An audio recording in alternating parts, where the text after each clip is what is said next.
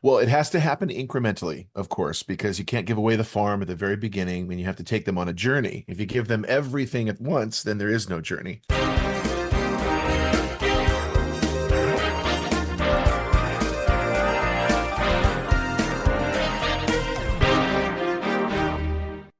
Welcome to Your Creative Mind.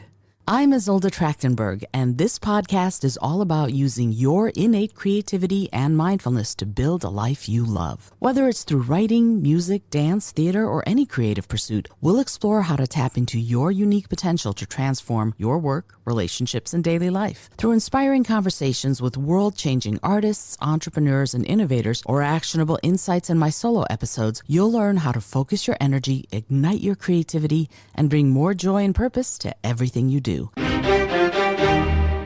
Hey there, and welcome to the Creative Solutions Podcast. I'm your host, Isolde Trachtenberg. Thank you so much for taking the time to listen. And let me introduce you to Aaron Ryan, who is this week's guest.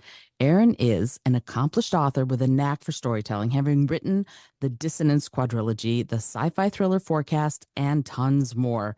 Aaron is a natural storyteller, and I'm very excited to have him on the show.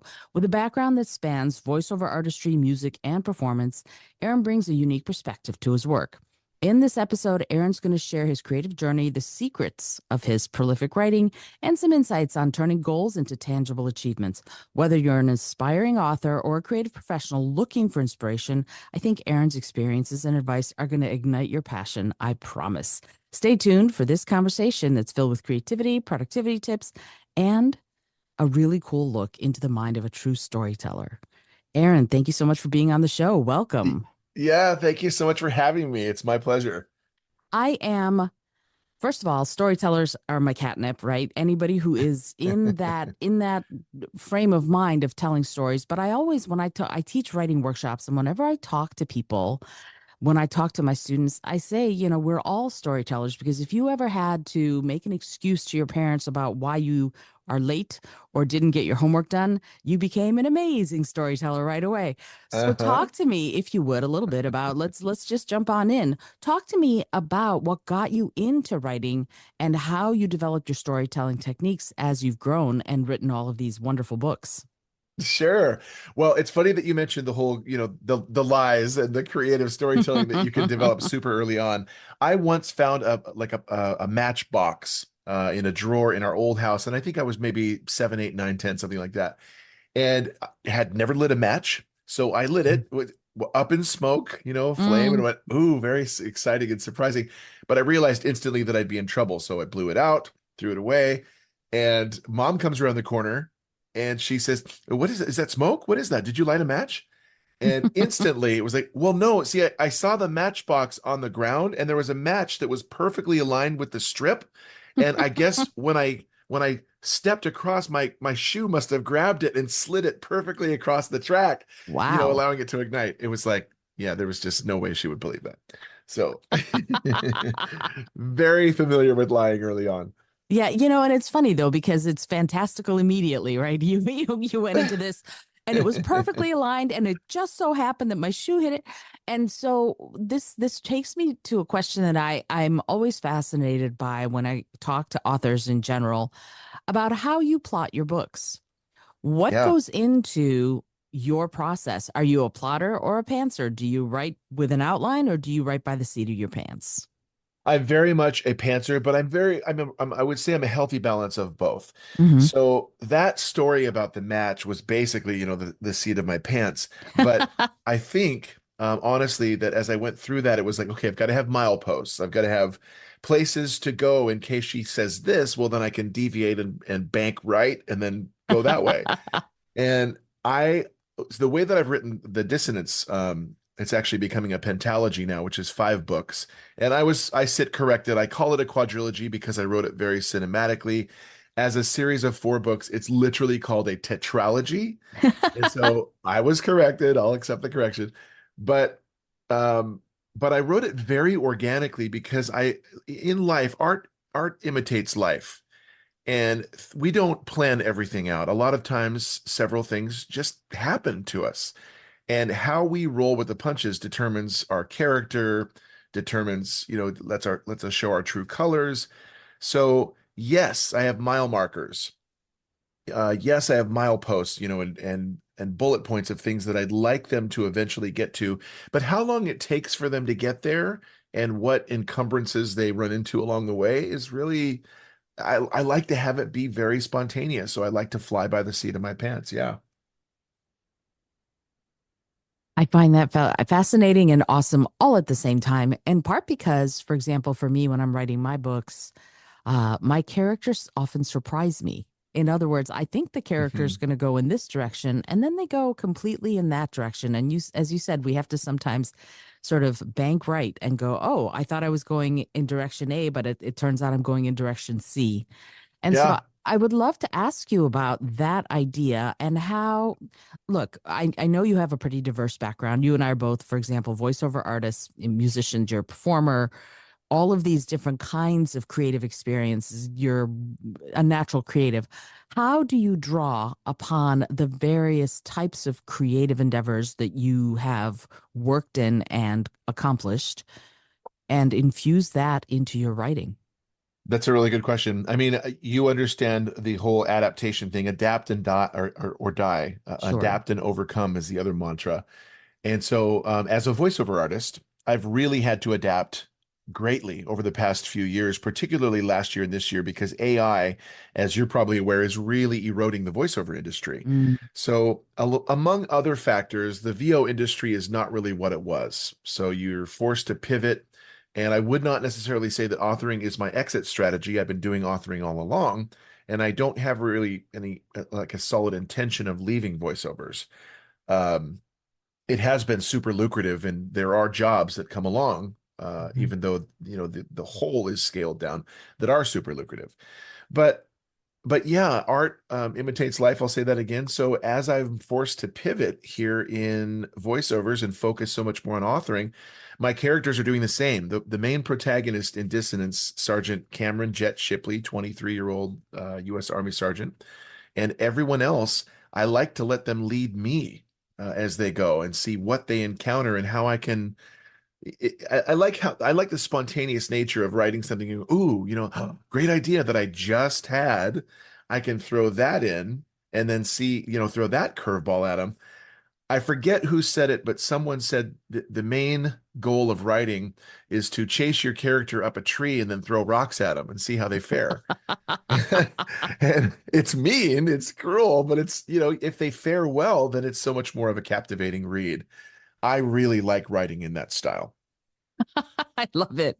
Chase them up a tree. Yeah, I find that I had in my first series of books, for example, uh, people read the first book and they were like, "This is great, but who's your bad guy?" And I went, "What?" And the people went, "It's an urban fantasy. You need a bad guy." And I kind of went, "Huh, okay." And so I ended up with a character I infused into the first book who's really important in book two and then becomes even more important in book three. So in this tetralogy, I will say it correctly, you've got a post-apocalyptic alien world. And I want to find out from you, what are the curveballs in the world building, in the creating of this universe, and what themes do you hope that people take away from your characters and from the way you've written these four books and now upcoming five? I love the question. So, ultimately, when I was sculpting the story, world building is can be super, super complex, and I didn't want anything that was so far-fetched, Star Trek 300 years from now, Mhm. Stardate 2782, we're 2024. I wanted something, and I appreciate this style of writing. I wanted something grounded in reality. If you asked me to choose between Star Trek and Star Wars, well, they both have pros and cons. Star Trek is very glossy, shiny, silver, everybody's got it together. Whereas Star Wars, there's oil dripping out of the panelization on the Millennium Falcon. There's grit, there's dirt. It's just kind of a careworn world.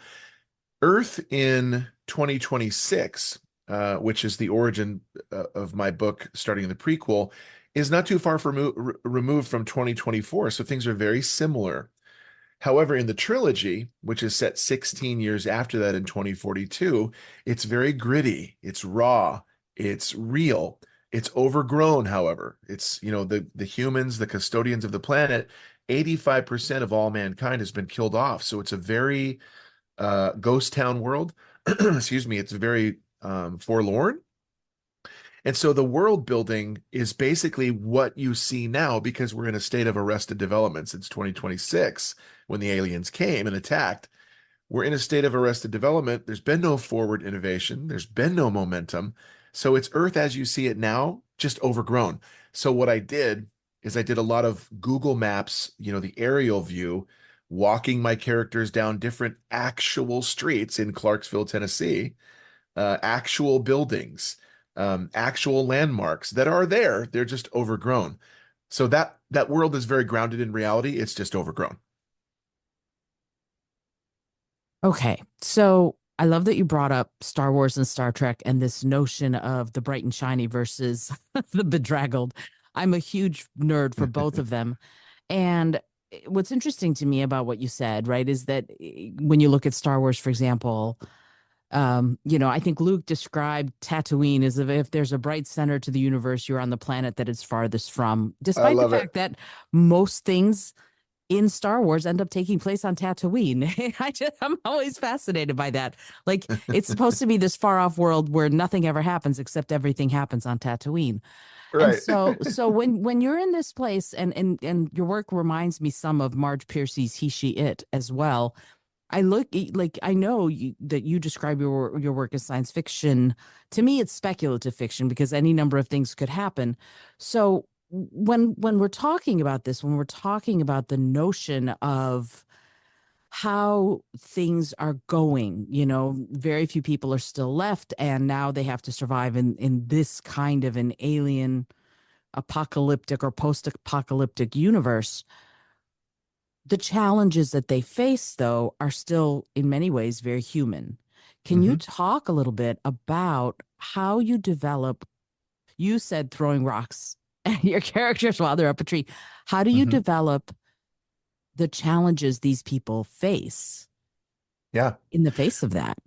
Well, when you have an alien invasion, obviously that's a huge catalyst for change right there, and people are forced to adapt. They're forced to go up that tree, and they're forced to have rocks thrown at them just by virtue of the fact that their planet has been invaded and they've been displaced.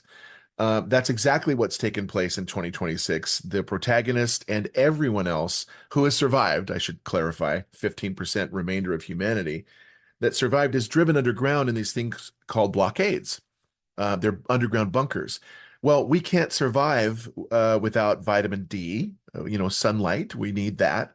We need food. So we're going to have to perform, we're going to have to go back up to the surface every now and then, perform recon operations for food and ammunition and anything that can sustain us, such as dry foods, packaged goods that will last, things that have preservatives. We're going to have to develop our own hydroponic farms underneath the ground. Those are things where we can grow beets and turnips and carrots and onions and celery and vegetation or vegetables rather that will sustain us that way as well. And we're going to have to develop and breed poultry, meat supplements, blah blah blah.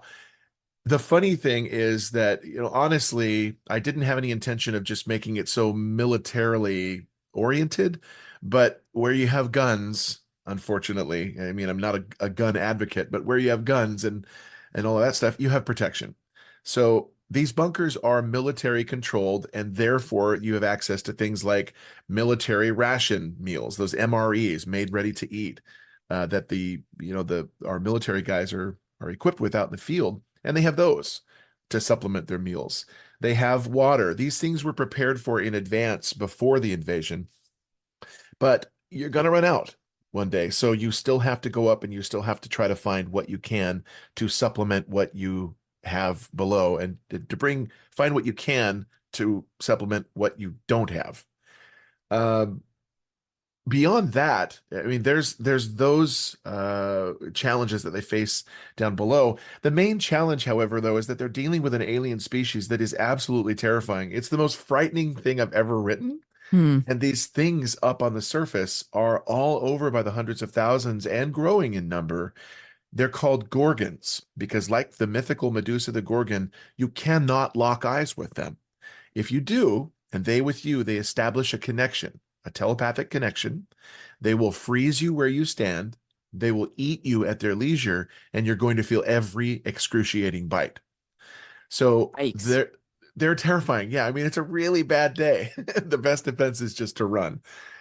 So they've got a lot of things there, but without throwing a spoiler at it, as you go through the story, you have to give them hope.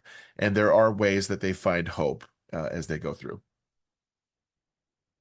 I'm glad that there is at least a little bit of hope because that sounds horrifying. Uh, but it's interesting to me. I'm thinking of M. Night Shyamalan's, I believe it was Signs, Hmm. where the alien race.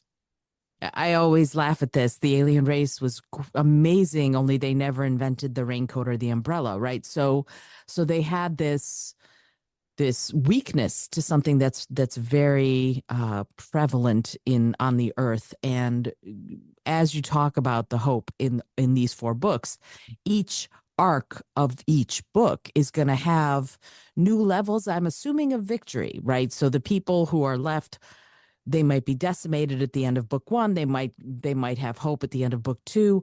When you're developing these multiple book arcs, how do you work that through with the fact that you're not an unprolific writer, you're writing a lot? How do you develop the arcs that are going to work through all four books or all now five books and maybe even beyond? Yeah, well, it has to happen incrementally, of course, because you can't give away the farm at the very beginning when you have to take them on a journey. If you give them everything at once, then there is no journey. What I love about the evolution of the series is that the stakes are ramped so much higher by volume three, and so whereas it's a smaller, more of a microcosm world in volume one, there's only four main characters, and they're only in a small contained uh, series of areas. However, in volume two, they're actually making a trek to another location, geographical location, several, I forget, it was 100 miles away. And then beyond that, in volume three, they're traveling across the North Atlantic. So we're finding ways to use the aliens' Achilles heel. Obviously, in something like War of the Worlds, they weren't equipped biologically against parasites and all of these germs. They weren't inoculated against those. And as you mentioned with signs, yeah, I mean rain and water and things they just weren't prepared for. That's their Achilles heel. And there is one in my book, my volumes rather, that the aliens actually brought with them that we Mm. are able to turn around and weaponize against them. But it took a long time. It took a lot of scientific inquiry and exploration and tests and sacrifice in order to arrive at the weaponization of something that we could use against them that they themselves brought. So it's kind of, sorry, but you did this to yourselves. Uh, Justice. It's really, yeah, I give a love give it. a jolly neener neener there. It's really true, and I love that about them. But there's a deeper theme. The stories are loaded. This series is loaded with thematic depth, by the way. One of the key themes that you keep coming back to is when you're hurt as a human being, when we're hurt, we want revenge. We want some kind of payback. We want some kind of remuneration. And justice is really what we want, but we often confuse that with revenge. Justice is allowing things to happen to repay us for what we've lost. Revenge is seizing back what we've lost by any means necessary. And so the protagonist goes on a journey of having really to fight that justice versus revenge. And when you look at it, the aliens brought their own Achilles heel with them. They did justice to themselves. There's another antagonist throughout the story, and justice happens to that person as well. There was no need for revenge. So they're common themes in many, many stories. They're big in mine, and I'm very proud that they're there. You sound like a very busy person. Uh, the thing, no, no, seriously. I mean, there's so much the way that you have it all thought out, and you said you're a pantser, which I think is interesting considering how complicated all of this is. I want to sort of step away from the actual books for a second and talk to you about your process of writing. And you've mentioned in other work that goal setting is really indispensable for you. Can you share Mhm. some of the goals that you set for yourself when working on a new book or project and how you use those goals to develop maybe the routines or the processes to achieve the goals that you set for yourself? Absolutely. One of the biggest things that's so important for me personally is I live and die by Outlook. And Outlook, not everyone has Outlook. They have Gmail calendar or whatever, but a calendar program that you can sculpt out and flesh out time and say, no matter what, today I need to accomplish 1, 2, 3, 4, 5, 6, 7, 8, 9, 10. And Mm. one of those numbers is writing. One of them is marketing. Another one is marketing. Another one is marketing. And another one is marketing. As an author, you're doing so much marketing. Oh, yeah. But I have to live and die by that calendar. So if I don't, by the end of the day, I feel like the day is not necessarily wasted, but not as optimal as it could have been, not as functional as it could have been. So I live and die by a calendar. I do have goals. Stephen King, urged writing 1,000 words a day, and there were times where I was eclipsing that at close to five. Other times where, you fall a little bit short, but then you rest kind of not on your laurels, but well, I typed 5,000 yesterday. I typed 700 today. I'm still okay. Hmm. Um, I do have goals of publishing, a certain amount of books per year. I have goals of writing something that is so compelling. I have goals of perfection. For example, you could George Lucasize something till you're beating a dead horse, and you go back and tweak little things just for the sake of tweaking to show that you can do it. I don't believe in that. I'm a perfectionist. So I have friends and family and readers that have said, by the way, have you noticed there's an error? There's a typo here. Well, I'm going to go back and I'm going to attack that with a fury like you've never known. And I'm going to correct that and republish as soon as possible because I don't want anybody to have something that is in any way substandard. So my goal is to put out perfection, and go back and be willing to correct things and take the effort necessary to fix an audio file in an audiobook version of one of these. My goal is to maintain a daily work schedule of 9 to 5 because I have a family that loves me and I love them and I want to be with them. So the goals are, you've heard of many times the SMART goals: strategic, measurable, attainable, realistic, time bound. Those are so critical. And as a voiceover artist in particular, I used to be a voiceover coach, and I would counsel several colleagues, all week long and through blogs and through 6 voiceover books that I'd written. You must have goals. Goals that are unseen are no goals at all. You have to have them in front of you. You have to have them driving you and pushing you forward. Without them, you don't have any forward momentum. You're just kind of drifting aimlessly. I'm taking a second. I tell everybody I talk to, I should have told you this before we started recording. Sometimes when I need a second to synthesize, I've embraced the pause. Um, Yeah. so interesting. Okay. I love the notion, and I am also a goal setter, for example, and one of my greatest joys is to mark the check mark done on my to-do list. Every little thing that I Hmm. get to mark off, I get to do a giddy little dance. Yeah. And yet, I want to sort of ask you to look at the inverse of that, if you will, or the opposite of being in the process. So now I want to talk a little bit about your process. I too have, oh, I'm going to do 1,000 words today, or I'm going to write for half an hour, whichever comes first. Those kinds of goals. And yet, there's something that happens to me, and I would love to get your thoughts on it. When I'm writing and I'm in it, time loses all meaning. I don't remember Hmm. where I am or what I am. All I am doing is what I'm doing. What are your thoughts on allowing yourself to be in the process to that extent so that you do get to sort of let time fall away and tell the story that you're trying to tell? Yeah, well, we have an 8 and a 5-year-old. We have 8 and 5-year-old sons. Mm, We're still in the process of partially because we like it, partially because they're 8 and 5. I suppose we could have moved on past this point by now, but whatever, it is what it is. We still put them to bed and then we stay in their rooms with them for a while. mm, It's very calming. It's very peaceful. They've got a galaxy light, and they've got um white noise with music playing. They've grown up with that and they haven't separated from it. Our 5-year-old is starting to. He's starting to say like, I don't want the music. I don't want the white noise. Turn the light off. Hmm.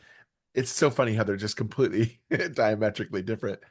But but we stay in the room. And one of the things that I've done and I've loved doing is just sitting and writing and writing and writing and writing. And and I can start at 8:30, whatever, after Brennan is asleep in his super comfy chair that eats people. It's like you don't sit there or you're gonna be eaten. It's super comfortable. Um, and I'll look at the clock and here it is 11 o'clock, 11:30, and I've just written for hours. Uh, and then those times are so productive because your fingers are just absolutely flying. It's not about a page count, getting closer to a standard book duration or book length. It's just when you tell a story, the story needs to take you where it needs to go. And a story knows no time. A story is not constrained by time or bounds. That's why people say they call a book unput downable. And I love when they've attributed that word to my books. They're unput downable because you lose track of time Hmm. in anything that you're passionate about. The same is true for writing. The same is true for running business. The same is true for anything that you're passionate about.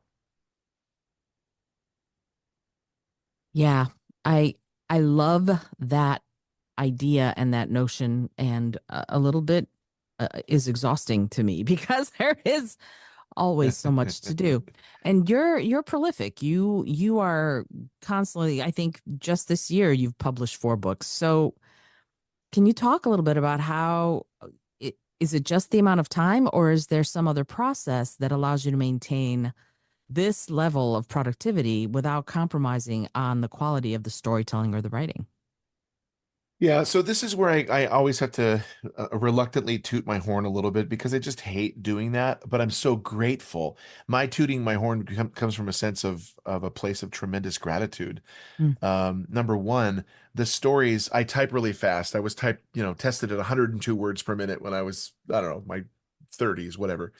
So I type really fast, but I am a little bit of an anomaly in that I have a voiceover job that doesn't demand me to do work for someone else, allows me to create and create what I want to when I want to.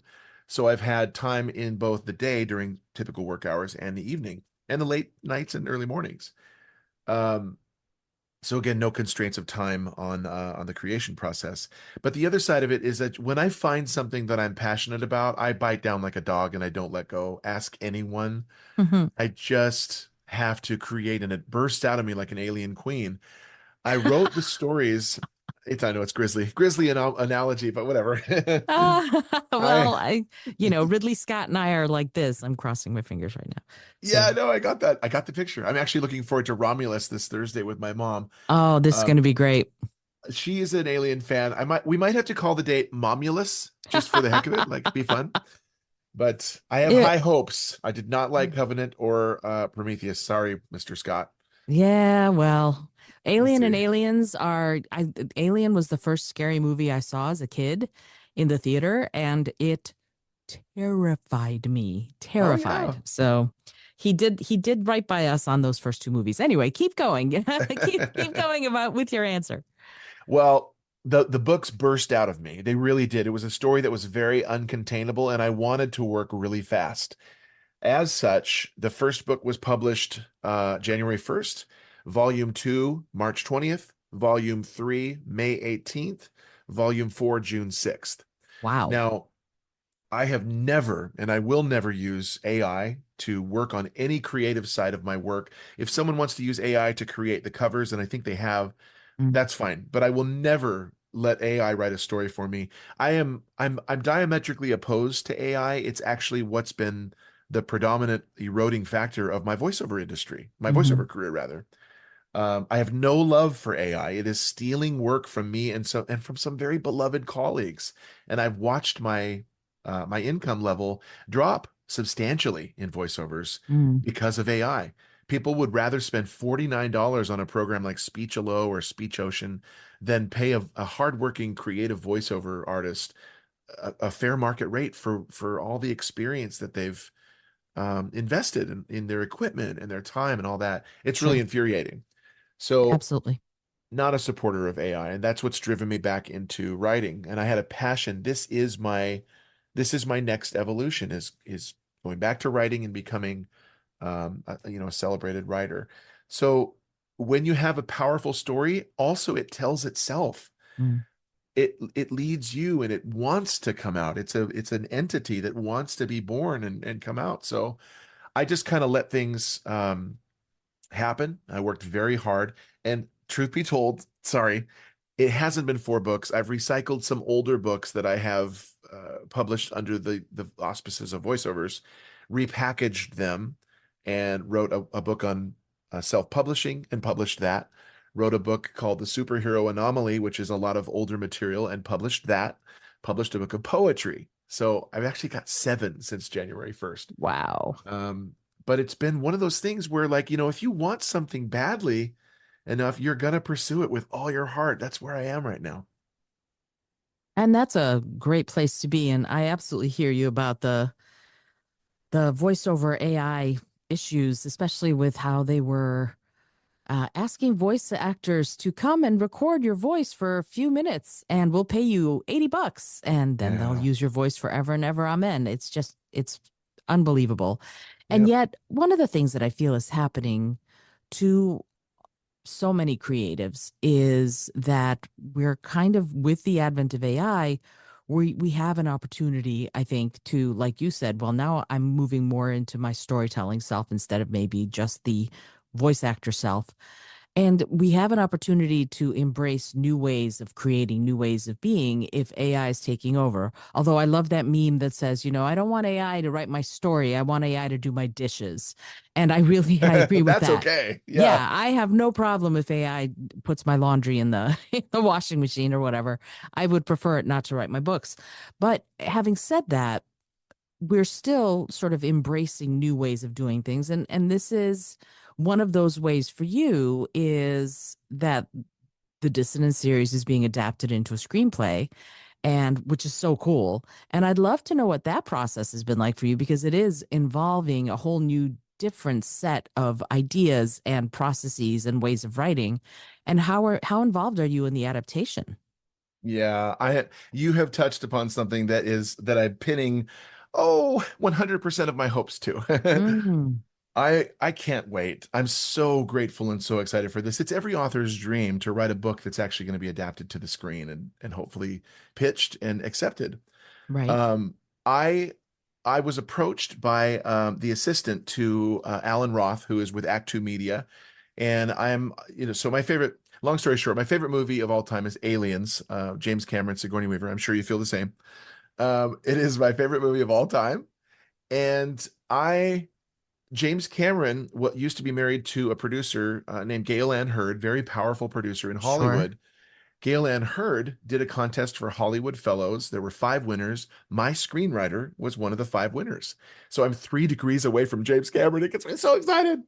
Wow. Uh, he his assistant approached me, I think in March.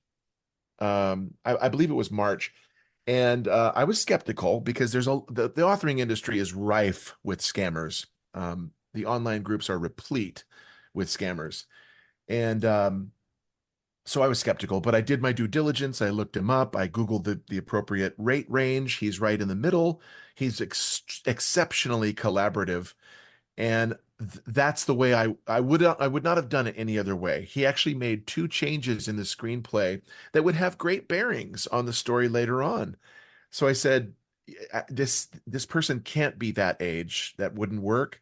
And Ruddy wouldn't say that. He's a man of faith. And so he was very collaborative. He switched those things around. And he's a genuinely super kind, friendly man to work with. So I really looked forward to all the meetings. He approached me. I signed a contract. We met weekly, bi-weekly, again, very collaboratively. And then the screenplay was finished, I think last month, or maybe it was June, and he's begun pitching. He's had pitches so far to HBO Max, Playtone, Tom Hanks's company, Imagine Entertainment, Ron Howard's. He's going to be pitching to, Netflix, Prime Video, Paramount Plus, Apple TV Plus, all the streaming networks. And one of them I don't know if I can say this part, but one of them has passed all four steps of the approval process. So you make the pitch. If they like the pitch, you give them the treatment.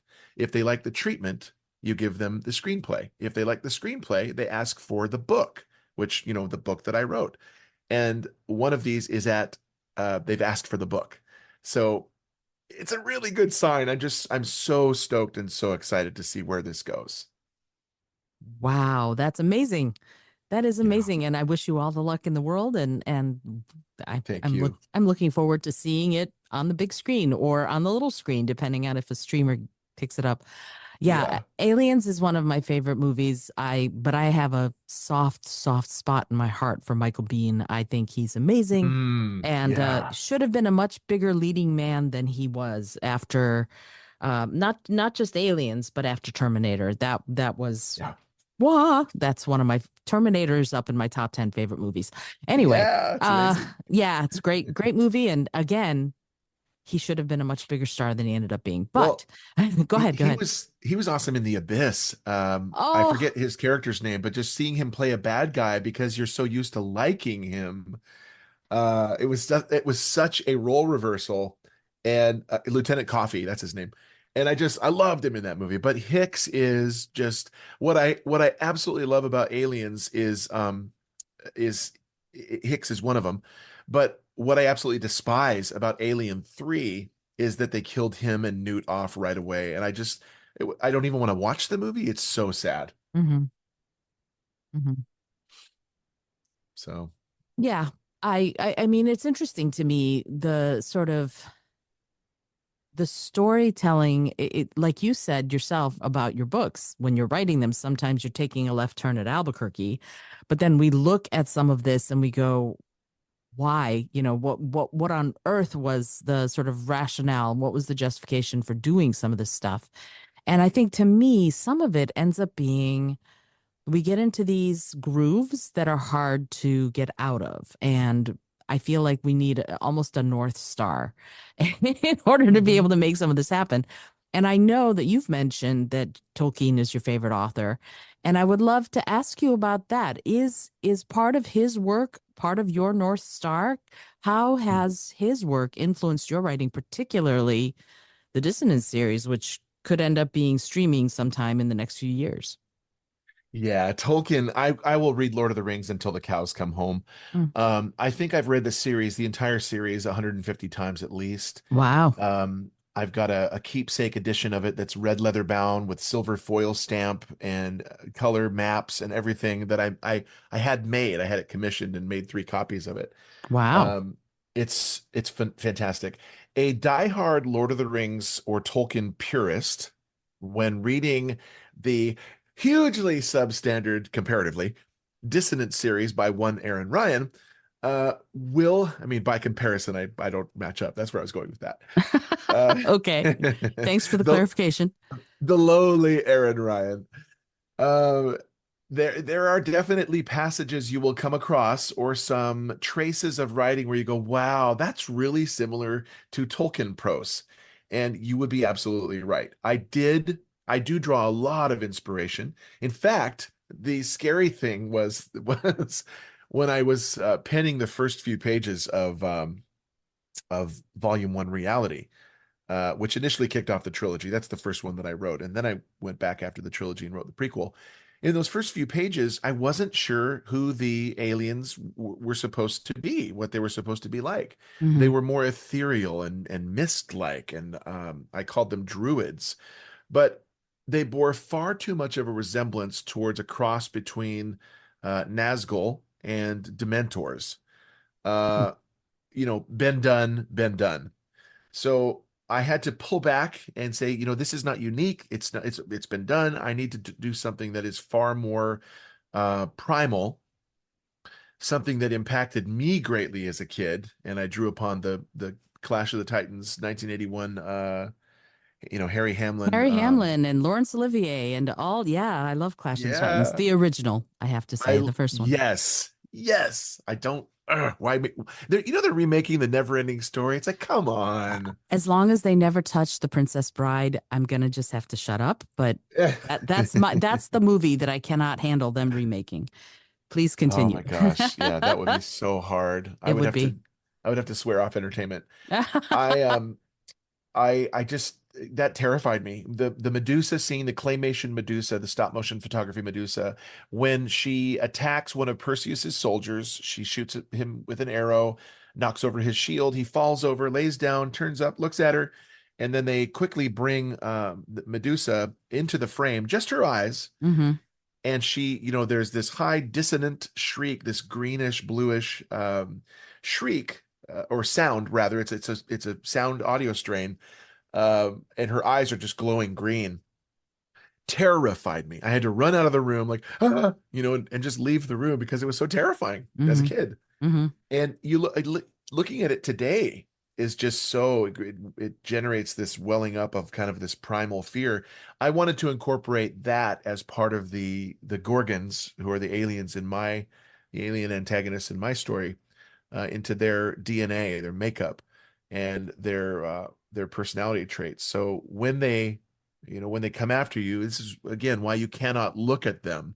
They have a telepathic connection, not to turn you to stone, but to freeze your muscles, to take over command of your cerebral system, and your everything in you just freezes and enters a state of paralysis, allowing them to eat you, which Medusa doesn't do. She just, I'm going to kill you and you're dead and I'll move on, gone by. But these guys are going to feast you and you're going to feel everything. So it just antes it up a bit, takes the stakes a little scarily higher. Yeah, that whole notion of they eat you and you feel it is just oogie like crazy to me. So yeah, you got me there. But it is interesting to me that when you're in this space, right? You're how do I put this? I'm trying to figure out the best way to say this. I feel like it's not necessarily pop culture that you're drawing from. But they are touchstones. Like you went up one up, if you will. Okay, Clash of the Titans, Medusa, turning them to stone. It's mythological, certainly, but also anybody who knows Clash of the Titans might sort of go ping on that, right? So we Yeah. have these little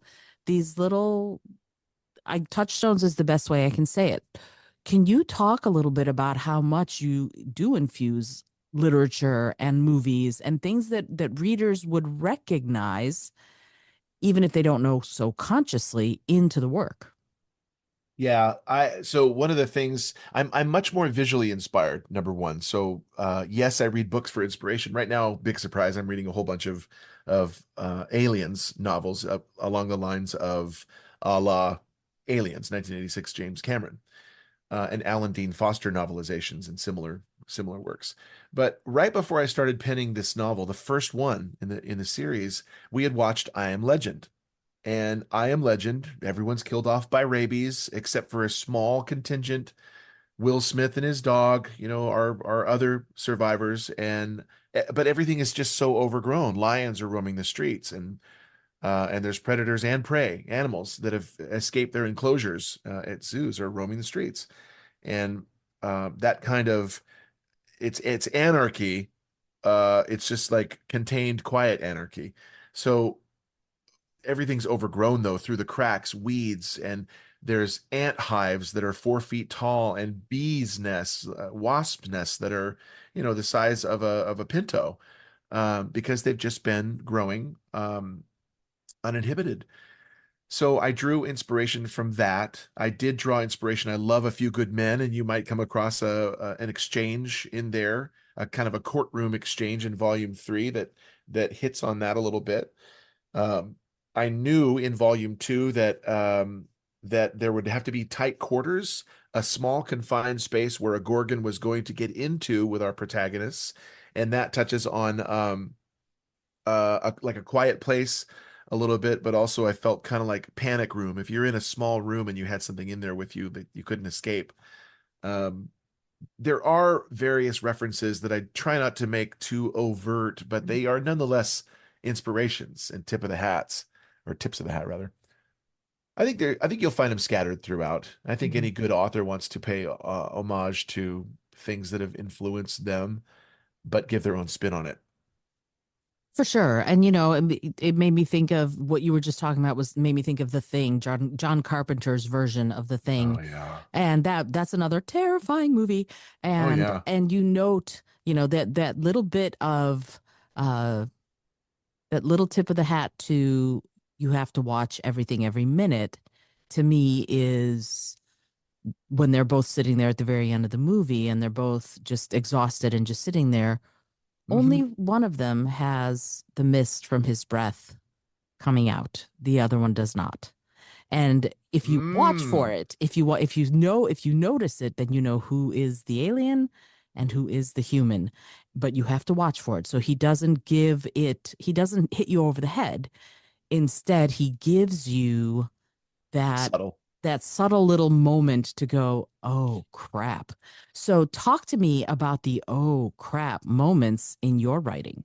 Yeah, wow. I had never noticed that. And there, one of the greatest things that I just discovered was was an Aliens expanded version. It's a documentary independently produced, and it's like 4.5 hours of Mm, new behind the scenes explorations and exposés. I love it. They just did the same thing with The Thing. mhm. And so I'm not as much of a The Thing fan, although I love the movie. It just doesn't approach, delirium and like rabid fanaticism for me. Um, but I'm gonna look for that scene. Now, um, what was the question again? I I know think I totally lost it. we're getting off into these tangents on movies. Well, to me, those moments when you're like, oh crap, these realizations that maybe were hinted at or that you finally allow the reader to see. I would love to hear, not you don't need to give spoilers, of course, but talk about those moments in your writing where you're giving the reader just enough to really realize there's a lot more going on than they thought. Sure. Well, the protagonist, again, as I like to write organically and let things flow and let you discover that the reader or the protagonist need to take you on a journey. That's the way I Mhm. like to write. Um, when Cameron Shipley, aka Jet, discovers that there's much more going on behind the scenes that he wasn't aware of, he's naturally a cynic anyway. And I mean, we all have a fair dose of cynicism in us, especially when there's things going on with people that we don't already trust. Um, I think that he is coming to a slow epiphany of that, and I think you're going to as well. But there's some of that in volume two as well, with new revelations and new appearances of Mhm. different iterations of these creatures that they had no idea even existed. Um, and there are new ways that they're being attacked. So they're forced. This is again, you know, maybe you've gotten them up a tree and hucked some rocks at them, and maybe they jumped to an adjacent tree, and now you have to move and get larger rocks. Or Uh, chop down the tree. or chop down the tree. Yeah, or send a bear up, the trained bear up there. It's I think I just want the reader to be able to go, wow, oh wow, oh wow. One major thing, can't believe I didn't address this first. The series is called Dissonance because even 16 years after an alien invasion has decimated 85% of our humanity, we're still not getting along. We're still tossing people under the bus. We're still jockeying for position. We're still hard, fast self-preservation mode. And it's deplorable. So, yes, we don't get along with the aliens. We have dissonance with them. But the real enemy, unfortunately, is just always man. So, you're going to meet a character, no spoilers, in volume one that will completely about face on you and you're going to be, oh my Lord, I didn't see that coming. I love those moments. I love writing those because I didn't see that coming either with Mm, them until it was upon me. And I went, oh, this is good. This is so good. right. You'll Right. see it. Yeah, and that notion right there, that those moments are key to me to good storytelling because I love having that happen. I love when I'm reading to be taken by surprise. My husband says he hates seeing things with me because I'm always like, yeah, I know who did it. And he said, we've just sat to, I know who did it. I know who done it in a mystery. I know the ending. And I'm 98% of the time I'm right. And that's because I've made a really careful study of movies. And that's why Magic, for example, he's a professional clown. He was with the circus.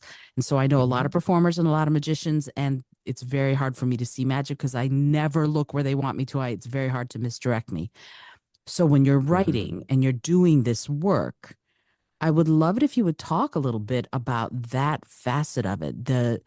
Where are you deliberately trying to make things not tougher, but more surprising for the reader? And how do you do that? Let me give you an example. I wrote a play recently, and I realized at the end of the play that there was stuff missing at the beginning of the play that Mm. in order to finish, I was going to have to do all of these gymnastics in order to make it work. And then I went, wait a minute, I could go back and enter one sentence or maybe a few words of a sentence in right at the beginning that would explain and make logical everything that follows. Yes.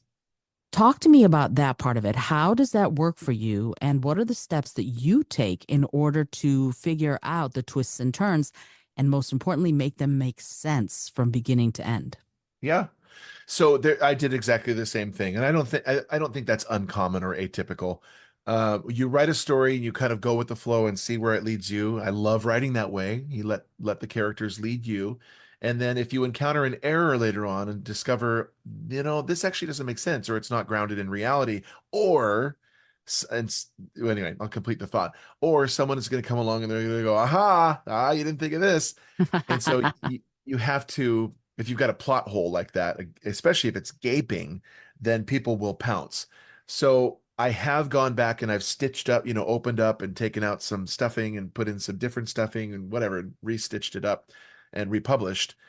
You have that luxury, but there is a little bit of an apology that you owe to the original readers and original purchasers of those particular editions, where they're going to discover that too, always, unless they buy a new version. Mm-hmm. Um, I like, I still much prefer the organic nature. Nothing needs to be figured out bulletproof all the way through.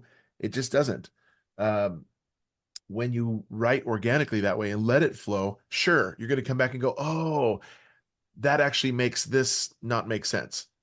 And so I did discover that I wrote some things incorrectly in volume one that I should have written a little differently. And so I was able to, when I wrote the prequel to the trilogy, which is going further back in time, I had to address those things, how they happened. Mm. Um, so, for example, uh, in volume one, I mean, well, it's not really a spoiler, but in volume one, the main character had a dog, a Jack Russell Terrier, that they had brought into the blockade. I had said that he had found him 3 years ago, so in the year 2039, and that connotes that he was a stray. How he had survived for, how he would have survived for 13 years on his own with Gorgons out there, a little yippy dog, is just not plausible. So I did write the account of the family adopting him in the prequel and then bringing him to the blockade. So he's always been underground and protected. And then I went back and corrected the section in volume one where I said that he was a stray, essentially. So it's kind of patchwork, and it's not the most glamorous or seamless process. It's just structuring and wanting it to be cohesive. It's okay to go back and make those changes, I feel. I agree with you. There are times when I go back and I go, yeah, oh, I didn't real like just like when I had to create Zeke Dunn, who's my bad guy in my and it's not a spoiler. We know he's a bad guy from page one because now he's become a really important character in the series of books. Hmm. But that's and it's funny when I go back and I look at my first few books, and I've written nine, not as many as you by any stretch, but I've written nine. And I go back and I look at my early work, I kind of go, "Ooh, yeah, I could rewrite all of this and be perfectly content."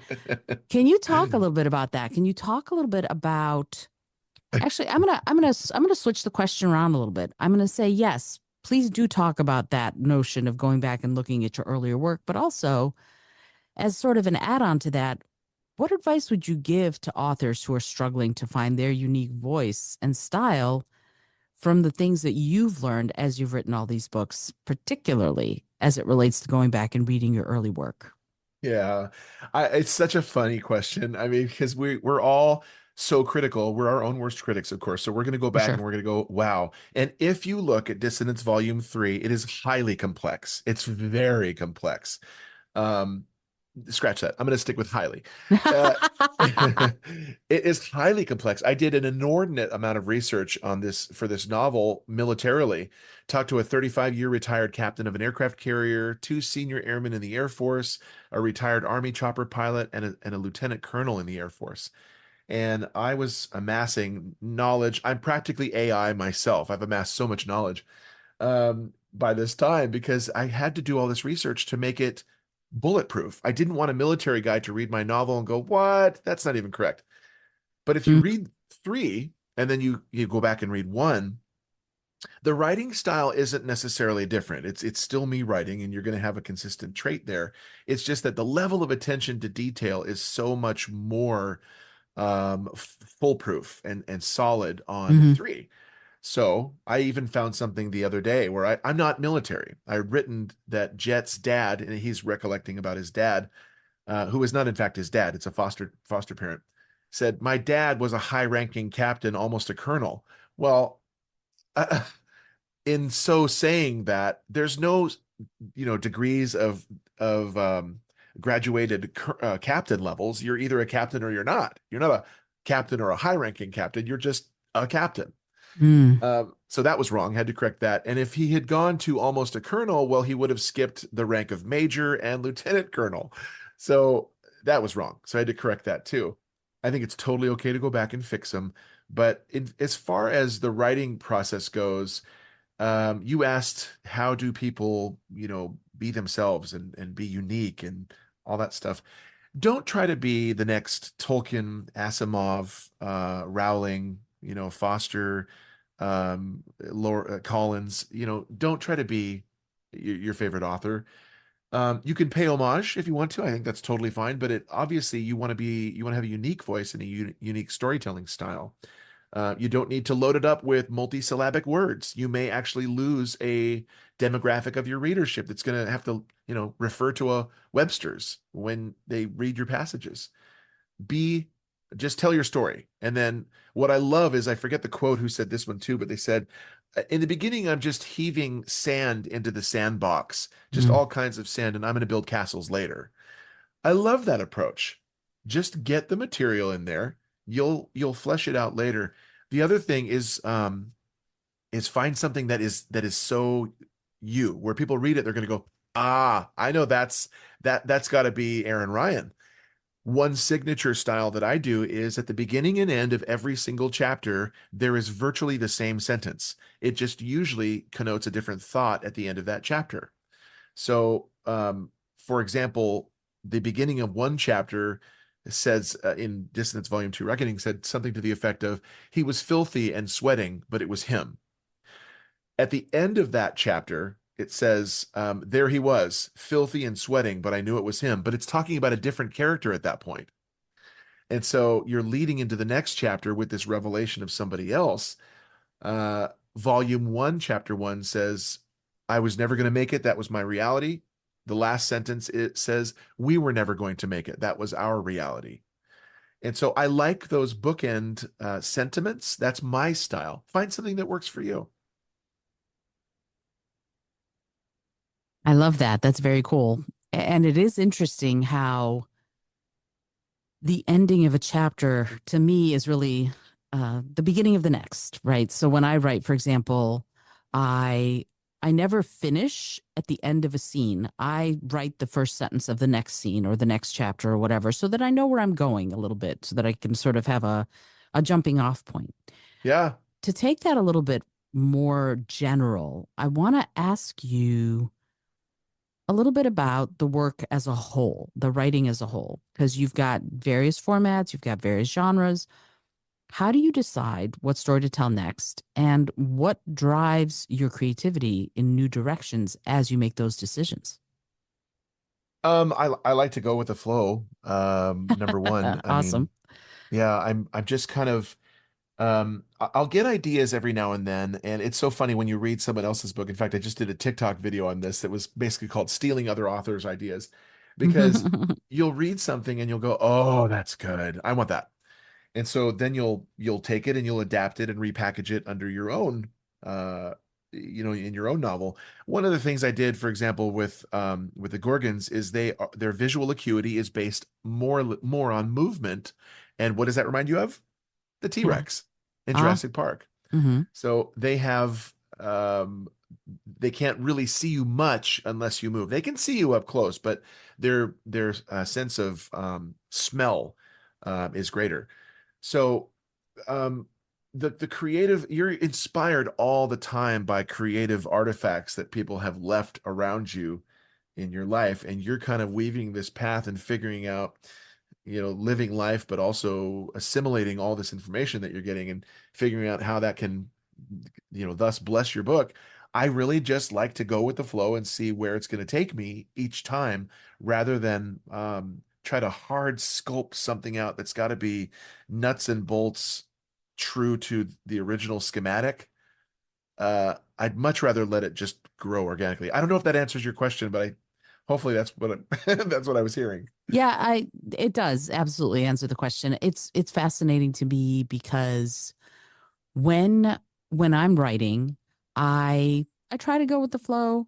I try to do that, but then I keep getting tapped on the noggin with the various ways that the story needs to be told, I guess is the best way to put it. And it sometimes feels a little strange to me because I'd like to be the one in control, but often I feel like I'm not. I'm there to type rather than to tell the story because the story feels like it's coming from somewhere else. So Right. when we're in that place, when we're in the space of creating, how I guess what does success look like to you from everything from a session of writing to I've reached the pinnacle of what I wanted to achieve in my life? What does Mhm. success look like?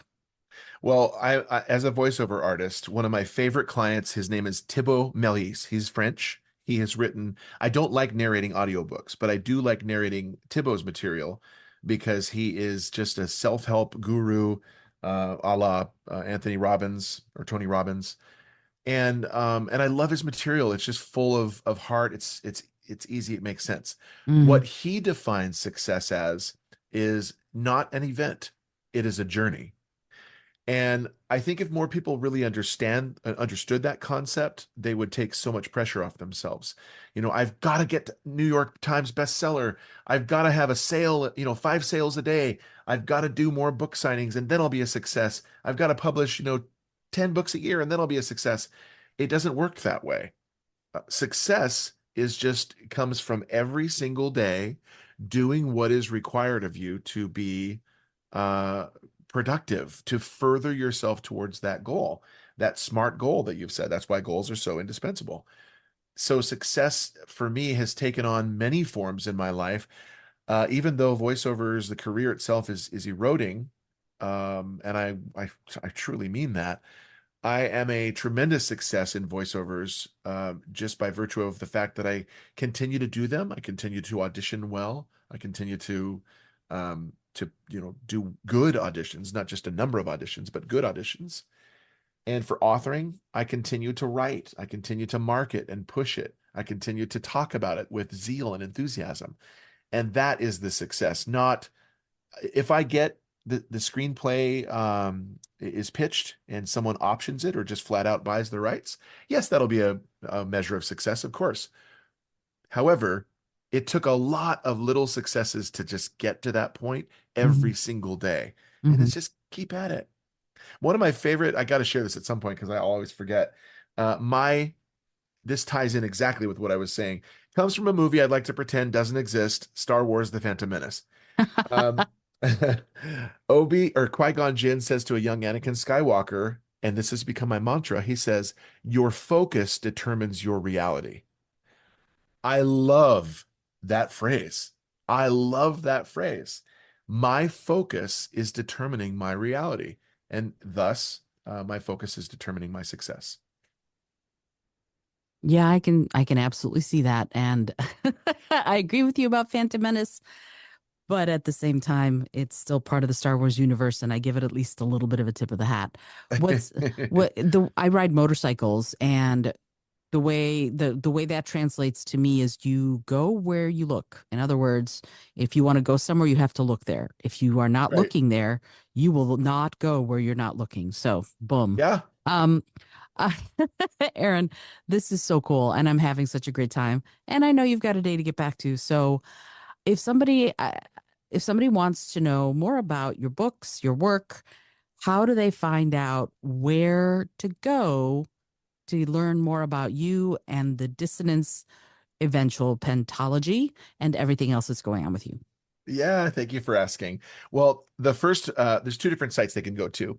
One is authoraaronryan.com, has all of my works, has all of my, bio. There's a fun facts page, and all my social media links are on the bottom. There's also a news page for the interviews that I'm doing, such as this one, and book signings and so on and so forth. I just did a book signing at Barnes and Noble on Saturday, which was great. So cool. Um, and then the other website is kind of hard to remember. It's dissonancetheseries.com, but an easier way to remember is just go to getthesebooks.com. I Mm, did buy that, and I was like, nice. yep, that makes a lot more sense when you're driving by the vinyl sticker on that van at 65 miles an hour. So getthesebooks.com is the forwarding URL that will take you to dissonancetheseries.com. Those are my two websites, and all the social media is at the bottom of each one. Awesome. I'm writing getthesebooks.com because I did not have that one. And now I do. Yeah, this is great. So I have just two more questions for you. But before I ask them, I want to say thank you so much for joining me for the show. I always love Oh, thank talking you. to authors and writers and storytellers of all sorts. So I'm very grateful that you took the time to be here and Yeah, talk thank about the you. books. It was entirely my pleasure. Anytime I get to talk to people about aliens, and we didn't mention The Seventh Sign, but it's another Michael Biehn movie that I love. Hmm. So many different things that we got to touch on that I absolutely adore. So anytime I get to do that, I'm going to be extremely happy. Regardless of that, let me ask you the last two questions I ask everybody who comes on the show, and they're silly questions, but I find that they can yield some profound answers. And the first question is this: what is it that gets you up in the morning? And I don't mean an alarm. uh, I, and a lot. Oh, I can't say that. uh, it's definitely an alarm. I am leg shakingly excited the night before I get to go to work again.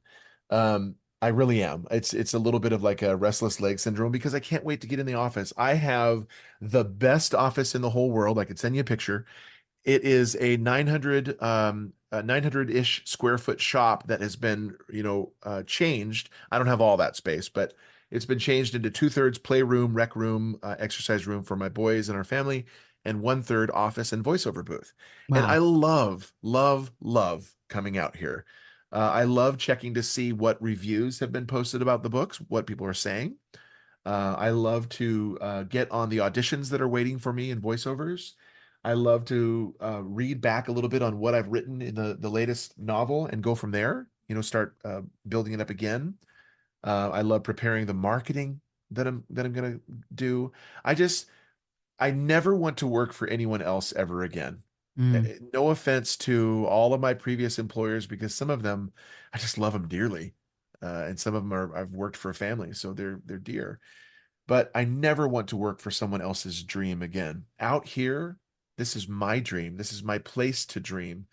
And just being able to come out here and do work in the quiet of our pasture, we're on 3.8 acres and there's no sound around me. mm. It's just a little slice of heaven. So that would be my answer. No, it's awesome. Wow, 3.8 acres. Do you have to mow all that lawn? I just did yesterday. Yeah. Oh, this is why I'm never leaving the city again. I Oh, do not. I don't mind it. I slap in the AirPods and go to town and I love it. The only problem mowing a pasture is it's uneven, and so it's literally a spinal adjustment every time you do Mm. it. So it's like a chiropractic appointment. Got it. It Yeah, does. no, it's funny. I worked at NASA for many years, And I worked in earth science, specifically soil science, although sometimes the hydrosphere and the Ooh. atmosphere, blah, blah, blah. And people automatically assume, oh, you must be a great gardener. No, I am not a great gardener at all. In fact, I worked in soil, not in botany or horticulture. Anyway, so Yeah. so here, Aaron, is the last question. And again, it's silly, but I find that it can yield some pretty cool answers. And the question is this. If you had an airplane, environmentally friendly, of course, that could skywrite anything for the whole world to see, what would you say? Visit getthesebooks.com. Always be marketing. Always be marketing. Honestly, um, gosh, there's so many things I could say. I would shamelessly say that because I have written something that I utterly believe in, and I'm so grateful that I was given this story in my little cranium. It's turned into something just vastly beyond what I ever could have hoped for it to be. And I want people to experience that story and be terrified and inspired. I really do. Um, but the other thing is, it's my books aren't a referendum on the current pandemonium that we're all experiencing politically and otherwise. But I would say something like, be kind. It costs you nothing to be kind. We are so rude, especially online, and especially in a political year. We're so rude to each other, and the gloves come off, and we unmask ourselves and say we reveal what we really think, and we assume the worst of people Mm, automatically. We hmm assume the worst hmm of people. My wife loves to say, and she's a wordsmith, and she's my editor. I should say that too. She's awesome. She says, assume they're for you. I love that perspective. Assume people are for you rather than going into social media and everywhere else and just, that guy's going to cut me off on the highway. They're about to take from me. Those people over there are going to slander me. Assume people are for you and just let's be kind. It costs you nothing. I love But that. but first I would say visit getthesebooks.com. If I had enough smoke left, then I would do the other There you go. one. Yeah, again, always be marketing. Well, you're going to love the way I close out the show, actually, with that. Not the getthesebooks.com, but the other one. You're going to love it, I think. All right, cool. Well, thank you once again, Aaron, for being on the show and for talking about your books. And I can't wait to see Dissonance, or if that's what they're going to call it, on TV or in the movies. That would be amazing. And I wish Yeah. you all the luck in the world for getting those particular dreams to come true. Thank you so much. I'm so grateful. I appreciate it. And likewise. Yeah, we'll see about my tarot professional tarot reader mystery series of being on television someday. That would be super cool. All right. Yeah.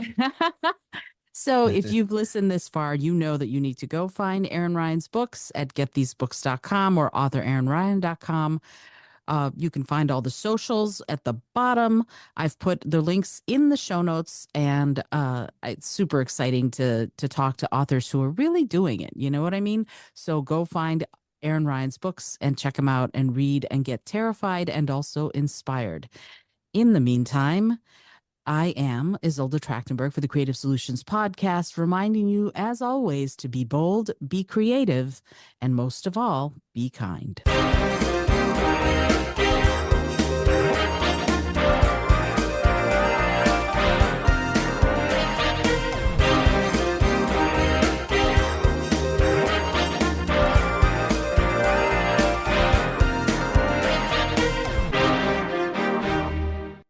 Thanks so much for joining me today. I really appreciate you being here. Please subscribe to the podcast if you're new, and it would mean the world to me if you told a friend about it. Today's episode was produced by Isolde Trachtenberg and is copyright 2025. As always, please remember this is for educational and entertainment purposes only. Past performance does not guarantee future results, although we can always hope.